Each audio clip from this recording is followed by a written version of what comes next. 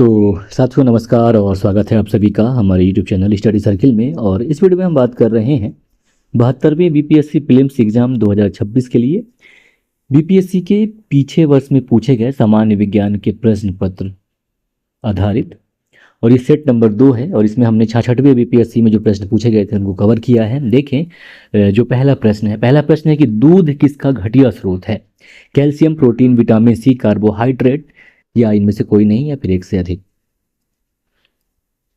सवाल पूछ रहा है कि दूध किसका घटिया स्रोत है, यानी कि दूध में सबसे कम या फिर क्या नहीं पाया जाता है या बहुत कम मिलता है। तो देखिए दूध में कैल्शियम तो मिलता है, प्रोटीन मिलता है, कार्बोहाइड्रेट भी मिलता है, विटामिन सी है जो बहुत लगभग नहीं मिलता है, यानी सबसे घटिया स्रोत है दूध। तो सही विकल्प यहाँ पे सी हो जाएगा, विटामिन सी। अब दूध की अगर हम बात करें तो जो इसकी संरचना होती है इसमें पानी जो है 87.5% होती है। वहीं वसा की बात करें तो यह 3.9% होती है। इसके अलावा प्रोटीन जो है इसमें 3.4% होता है। वहीं जो लैक्टोज और खनिज की बात करें तो यह 5.2% होता है। दूध की बात कर रहे हैं। और ये जो दूध है इसमें अगर हम घटक की बात करें कि कौन कौन से इसमें से हमको खनिज मिलते हैं तो प्रोटीन, कैल्शियम, मैग्नीशियम, पानी, वसा, phosphorus, vitamin D, potassium, vitamin B12, zinc और कार्बोहाइड्रेट की थोड़ी सी मात्रा इसमें उपलब्ध होता है। और ये जो विटामिन सी है असल में इसे एस्कॉर्बिक एसिड भी कहा जाता है, जिसकी कमी से स्कर्वी रोग होता है। ठीक है, तो सही विकल्प यहाँ पे सी हो जाएगा, विटामिन सी। अगला दूसरा प्रश्न है कि पुलिस द्वारा नशे में गाड़ी चलाने वाले की सांस की जांच के लिए फिल्टर पेपर पर क्या होता है? यानी कि जैसे पुलिस जो चेक करती हैं, आप अब देखे होंगे कि ब्रीथ एनालाइजर में वो फूक मरवाते हैं। तो बताना है कि उसमें क्या होता है।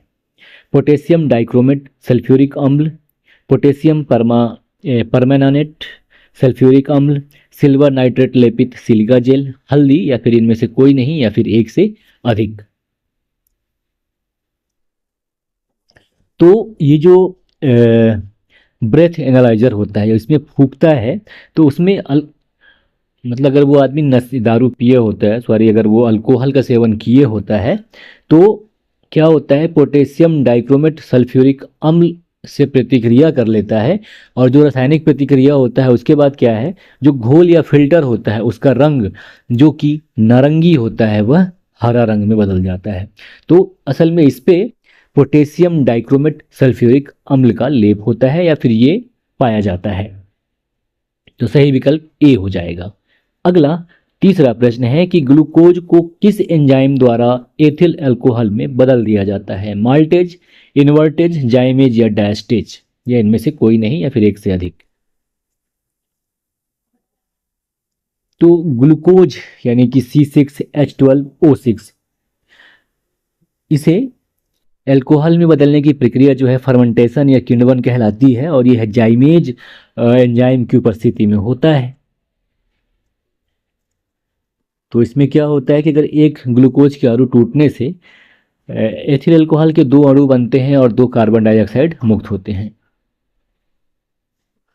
और थोड़ा सा अगर हम ग्लूकोज की बात कर लें तो ग्लूकोज जो है यह मोनोसाइक्राइड होता है। मोनोसाइक्राइड की बात करें तो जो मोनोसाइक्राइड होते हैं सरल कार्बोहाइड्रेट कहलाते हैं, जिनका स्वाद मीठा होता है और शक्कर के रूप में जाना जाता है और जल में ये घुलनशील होता है।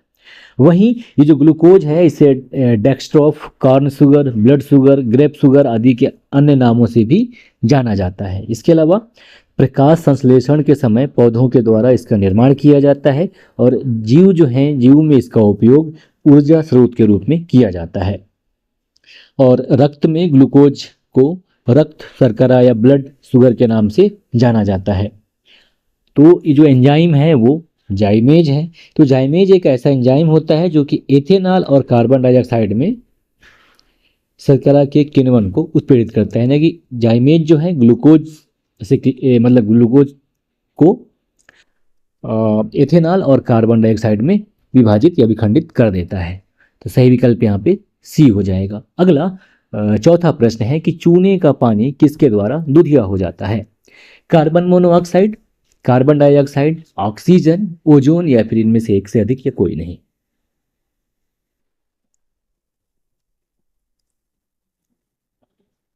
तो यहाँ पे सही विकल्प बी हो जाएगा कि जो कार्बन डाइऑक्साइड है यह चूने के पानी को दुधिया कर देता है। होता क्या है कि जो चूने का पानी यानी कि CaOH2 कैल्शियम हाइड्रोक्साइड को चूने के पानी से गुजारा जाता है, यानी कि चूने के पानी को जब कार्बन डाइऑक्साइड से गुजारा जाता है तो वह रासायनिक अभिक्रिया करके कैल्शियम कार्बोनेट का निर्माण कर लेता है, जो कि पानी में अघुलनशील होता है और सफ़ेद अवक्षेप के रूप में नीचे बैठ जाता है और चूने का पानी जो है, चूने के पानी का रंग जो है दुधिया हो जाता है।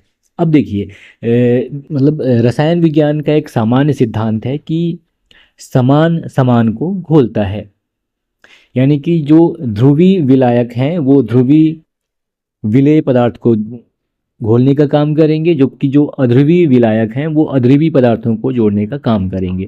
तो ऐसे कंडीशन में आप अगर पानी का सूत्र देखेंगे तो H2O होता है, और कैल्शियम कार्बोनेट CaCO3। तो ये इसमें क्या है, ऑक्सीजन तो है लेकिन इसका पूरा जो गुण है वो अलग हो जाता है जब चूने के पानी को कार्बन डाइऑक्साइड से गुजारा जाता है, तो इसकी वजह से वो नहीं घुल पाता और कैल्शियम कार्बाइड बन जाता है। तो यहाँ पे सही विकल्प बी हो जाएगा, कार्बन डाइऑक्साइड।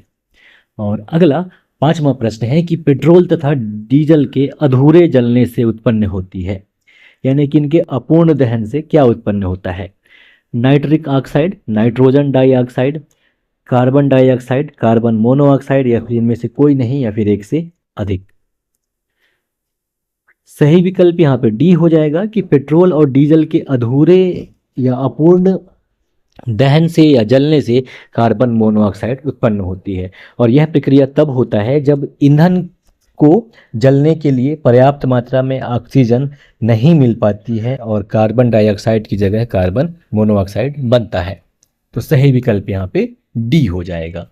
अगला 6वां प्रश्न है कि एक घोल का pH 3 से 6 बदलता है, यानी कि 3 से बढ़कर 6 हो जाता है, तो H धनायन की सांद्रता में क्या परिवर्तन होगा। 3 गुना बढ़ जाएगी, 3 गुना कम हो जाएगी, 10 गुना कम हो जाएगी, या 1000 गुना कम हो जाएगी, या इनमें से कोई नहीं या फिर एक से अधिक।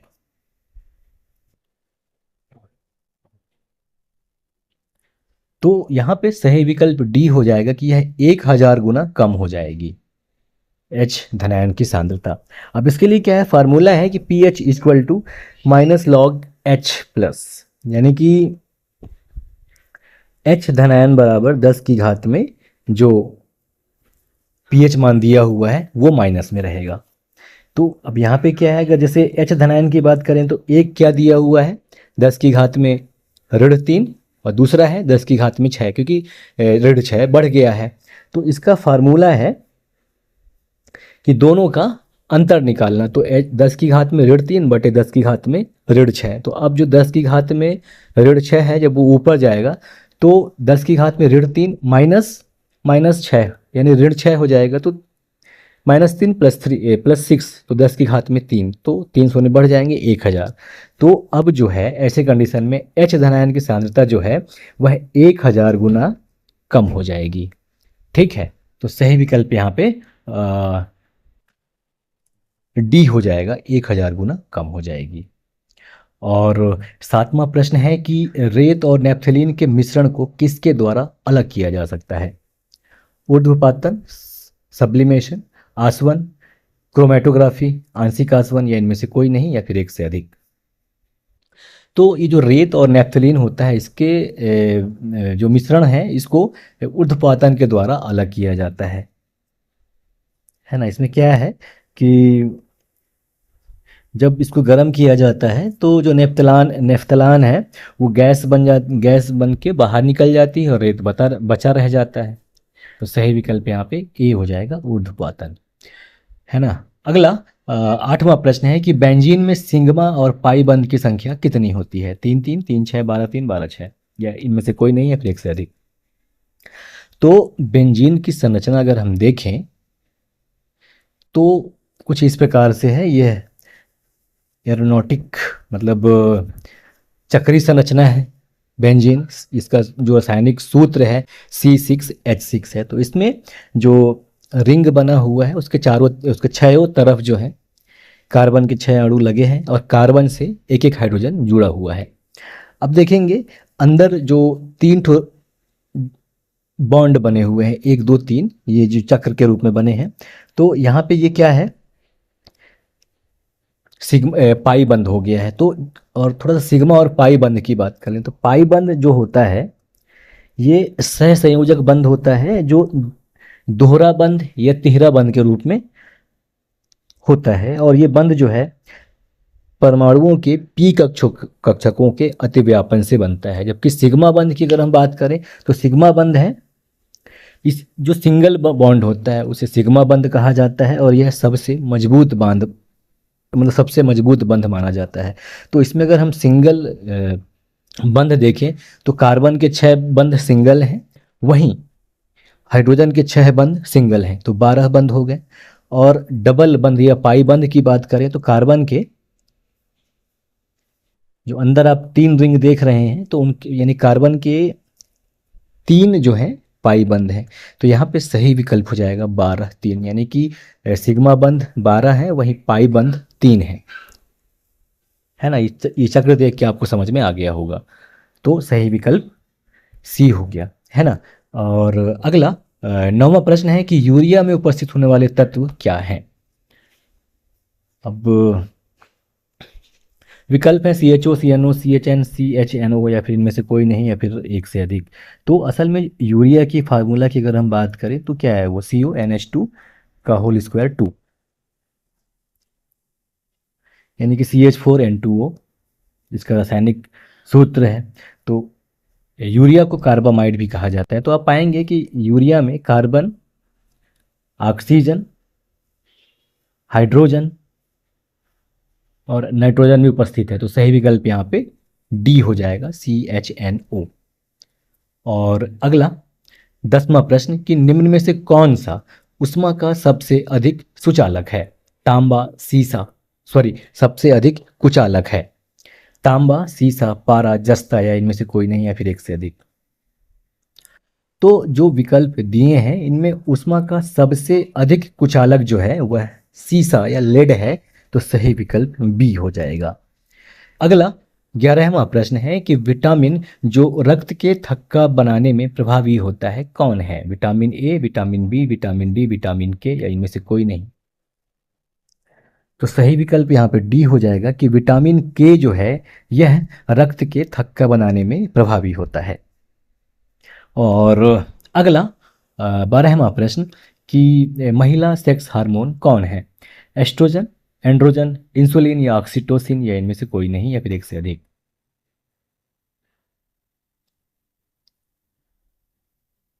सही विकल्प यहाँ पे ए हो जाएगा कि जो महिला सेक्स हार्मोन है वह एस्ट्रोजन होता है। तो एस्ट्रोजन जो है यह महिला सेक्स हार्मोन होता है जो कि मुख्य रूप से अंडाशय यानी कि ओवरी के द्वारा इसका निर्माण किया जाता है और यह महिलाओं में यौन विकास, मासिक धर्म चक्र और प्रजनन प्रणाली को नियंत्रित करने का काम करता है। वहीं थोड़ा सा अगर हम एंड्रोजन की बात कर लें तो एंड्रोजोन जो है ये हार्मोन्स का एक समूह होता है जो पुरुषों के प्रजनन, विकास और द्वितीयक यौन लक्षणों के लिए जिम्मेदार होता है। और सुनिएगा, पुरुषों में यह मुख्यतः वृषण के या टेस्टिस के द्वारा उत्पादित होता है, वहीं यह महिलाओं में भी थोड़ी मात्रा में उत्पादित होता है। अंडाशय, अधिवृक्क ग्रंथि और जो वसा कोशिकाएं होती हैं उनमें कम, बिल्कुल थोड़ी मात्रा में उत्पादित होती हैं। लेकिन स्पेशली महिला सेक्स हार्मोन की बात कर रहा है तो वो एस्ट्रोजन है। अब इंसुलिन की अगर हम बात करें तो जो इंसुलिन है असल में ये हमारे अग्नाशय या पैंक्रियाज के द्वारा निर्मित हार्मोन है जो हमारे शरीर में रक्त शर्करा को नियंत्रित करने का काम करता है। ऑक्सीटोसिन की बात कर लें तो यह एक हार्मोन है जो कि प्रसव और स्तनपान के समय मदद करता है और इसे लव हार्मोन भी कहा जाता है, सामाजिक हार्मोन कहा जाता है ये। और इसका निर्माण जो है हाइपोथैलेमस में होता है और इसे पिट्यूटरी ग्लैंड या यूँ कहें कि पीयूष ग्रंथि के द्वारा इसे स्रावित किया जाता है। है ना। तो यहाँ पे सही विकल्प ए हो जाएगा, एस्ट्रोजेन। और अगला 13वां नंबर प्रश्न है कि पार्किंसंस बीमारी की उपचार के विकास के लिए किसको नोबेल पुरस्कार दिया गया था? Arvid Carlsson, John F Enders, Robert वी लफलिन या वाल्टर कोहन, या इनमें से कोई नहीं या फिर एक से अधिक?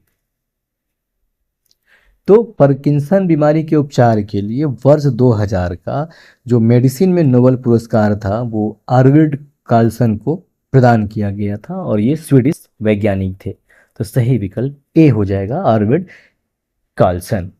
और इन्होंने मस्तिष्क में डोपामाइन नाम के एक न्यूरोट्रांसमीटर की खोज की थी, और यह साबित किया था कि इसकी कमी से ही पार्किंसन रोग होता है। और इस खोज के आधार पर ही पार्किंसन बीमारी के सफल उपचार, जिसे कि एल डोपा थेरेपी कहा जाता है, का मार्ग प्रशस्त हुआ था। तो सही विकल्प यहाँ पे ए हो जाएगा, आर्विड कार्लसन। अगला 14वां नंबर प्रश्न है कि थायराइड ग्रंथि की खराबी किसकी कमी के कारण होती है? विटामिन ए, कैल्शियम, आयोडीन, लोहा। उपयुक्त में से कोई नहीं, उपयुक्त में से एक से अधिक। सही विकल्प सी हो जाएगा कि आयोडीन की कमी के कारण थायराइड ग्लैंड जो है या थायराइड ग्रंथि है उसमें खराबी आ जाती है। अगला 15वां नंबर प्रश्न कि करवाहट के लिए मानव जीभ का संवेदनशील क्षेत्र कौन सा है? नोक, मध्य भाग, पीछे का भाग, किनारा, या इनमें से कोई नहीं या फिर एक से अलग, एक से अधिक। तो सही विकल्प यहाँ पे सी हो जाएगा कि मानव जीभ का जो हिस्सा या जो संवेदनशील क्षेत्र जो करवाहट का अनुभव कराता है वह उसके पीछे का भाग है। तो सही विकल्प सी। और ये जो नोक या टिप की बात करें तो ये मुख्य रूप से मीठे स्वाद के लिए संवेदनशील होता है। वहीं अगर मध्य भाग की बात करें तो इस हिस्से में जो स्वाद कलिकाएं होती हैं ये कम होती हैं। वहीं अगर हम किनारे की बात करें तो यह खट्टे और नमकीन स्वाद के लिए उपयोगी होता है, मतलब संवेदनशील क्षेत्र होता है। तो यहाँ पे सही विकल्प जो है वो सी हो जाएगा।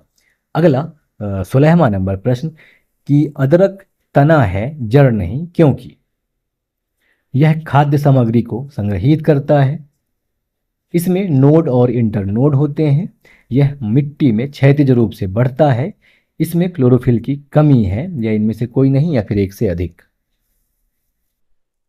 तो सही विकल्प यहाँ पे बी हो जाएगा कि इसमें नोड और इंटरनोड होते हैं, इसलिए जो अदरक है वो तना है बल्कि जड़ नहीं होता है। इसके अलावा ये जो अदरक है इसे वानस्पतिक रूप से प्रकंद या राइजोम के रूप से जाना जाता है, और ये तने का रूपांतरित भाग है।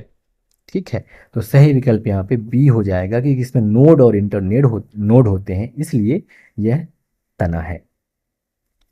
अगला 17वां नंबर प्रश्न कि निम्न में से सबसे मीठी चीनी है? फ्रुक्टोज, ग्लूकोज, माल्टोज, सुक्रोज, या इनमें से कोई नहीं या फिर एक से अधिक।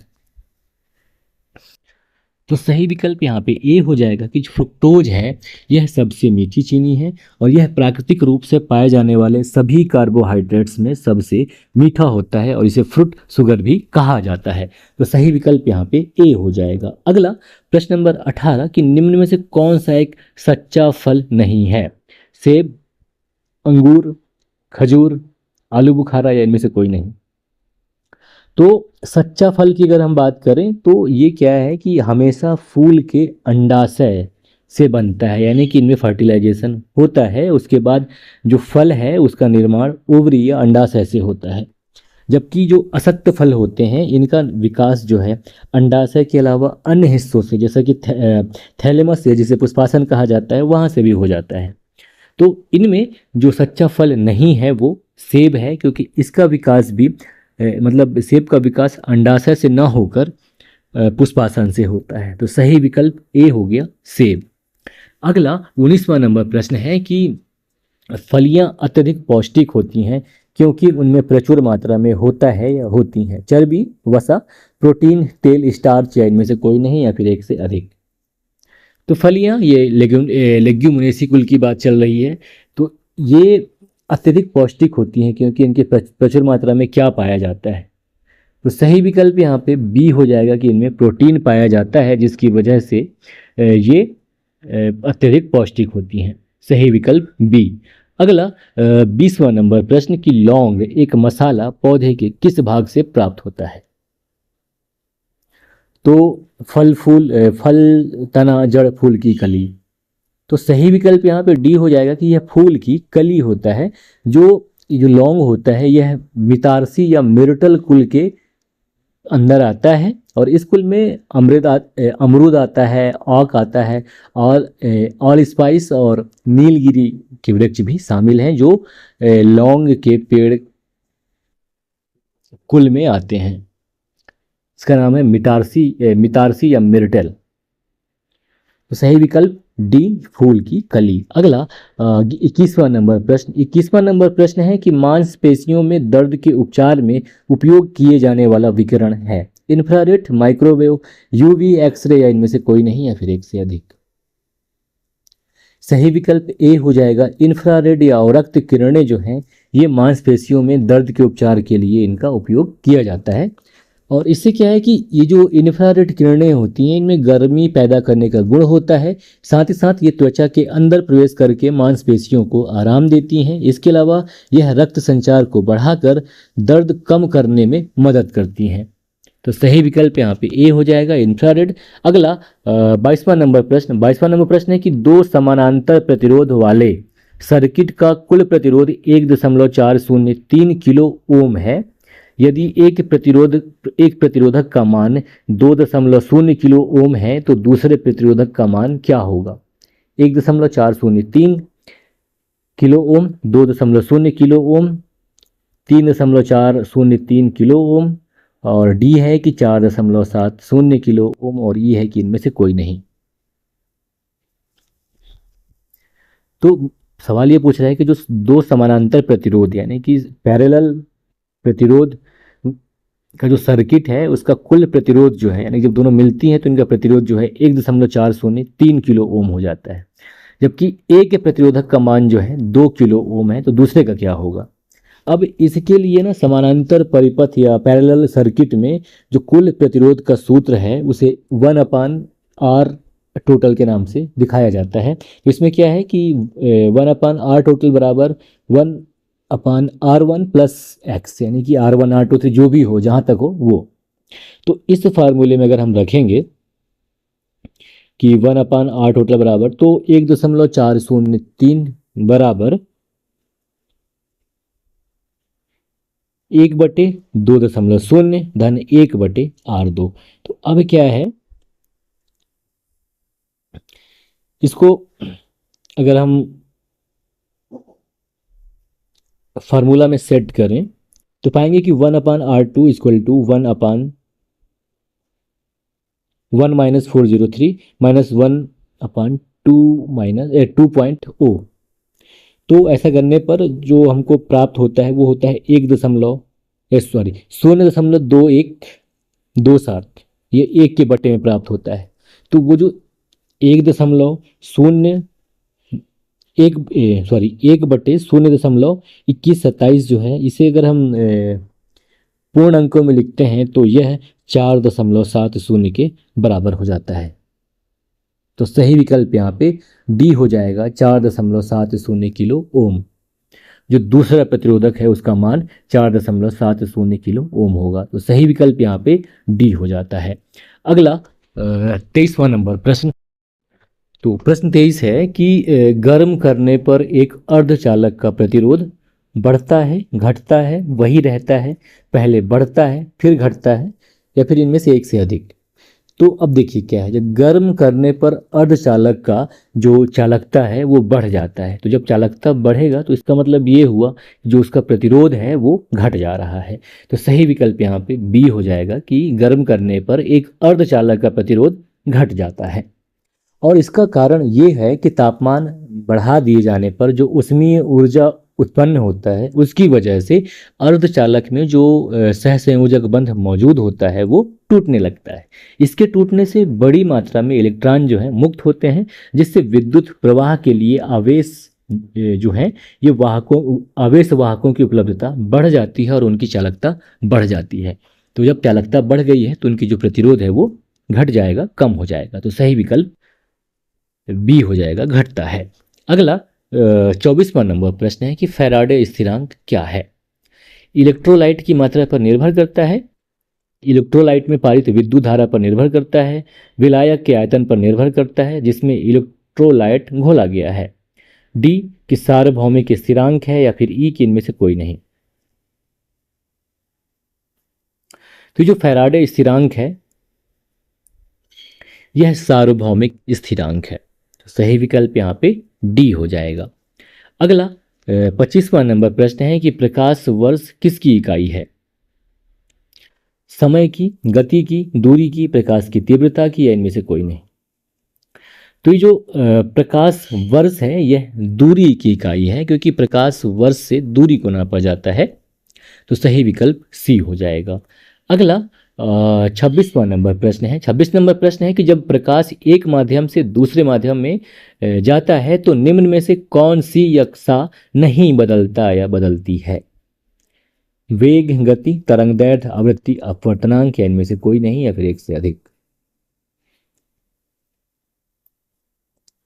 सही विकल्प यहाँ पे सी हो जाएगा कि प्रकाश के संदर्भ में उसका सब चीज चेंज हो जाता है, लेकिन जो आवृत्ति होता है, फ्रीक्वेंसी होता है, वह चेंज नहीं होता। अपवर्तनांक चेंज हो जाता है, वेग और गति में परिवर्तन आ जाता है, तरंगदैर्घ्य में भी परिवर्तन होता है, लेकिन आवृत्ति में कोई भी परिवर्तन नहीं होता। और बिहार पीएससी लगभग इस वाले क्वेश्चन को हर साल एक आध साल के गैप के बाद पूछ ही लेता है, तो सही विकल्प जो है वो यहाँ पे सी हो जाएगा, आवृत्ति।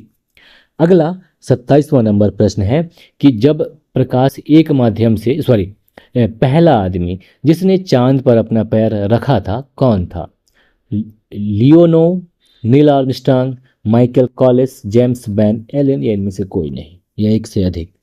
तो नील आर्मस्ट्रांग है, तो सही विकल्प यहाँ पे बी हो जाएगा कि चांद पर पैर रखने वाला पहला या प्रथम व्यक्ति नील आर्मस्ट्रांग थे।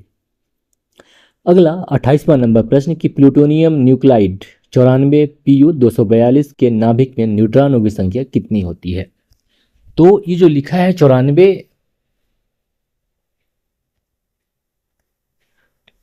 PU यानी कि प्लूटोनियम 242, इसका मतलब ये हुआ कि इसका जो परमाणु द्रव्यमान है 242 है, और वहीं इसके प्रोटॉनों की संख्या जो है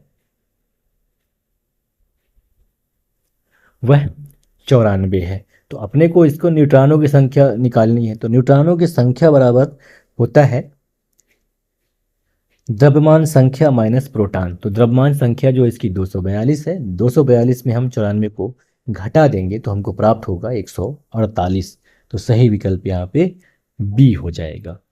अगला अंतिम प्रश्न है ये कि सबसे ज़्यादा श्यानता होती है जल की, वायु की, खून की, शहद की, या इनमें से कोई नहीं, या फिर एक से अधिक। तो इन दिए गए विकल्पों में जो श्यानता होती है वो सबसे अधिक शहद की होती है, तो सही विकल्प यहाँ पे डी हो जाएगा। तो साथियों ये था हमारा सेट नंबर 2 बीपीएससी 2026 के तैयारी के लिए जो सामान्य विज्ञान आधारित जो प्रश्न पूछे गए थे उनका एक छोटा सा व्याख्यात्मक प्रश्न उत्तर सेट। आई होप कि वीडियो आपको पसंद आया हो, तो लाइक करें, कमेंट भी करें, और कुछ अगर समझ में आ रहा हो, कुछ कमी लग रहा हो तो उसके लिए भी बोलें। नमस्कार, जय हिंद, जय भारत।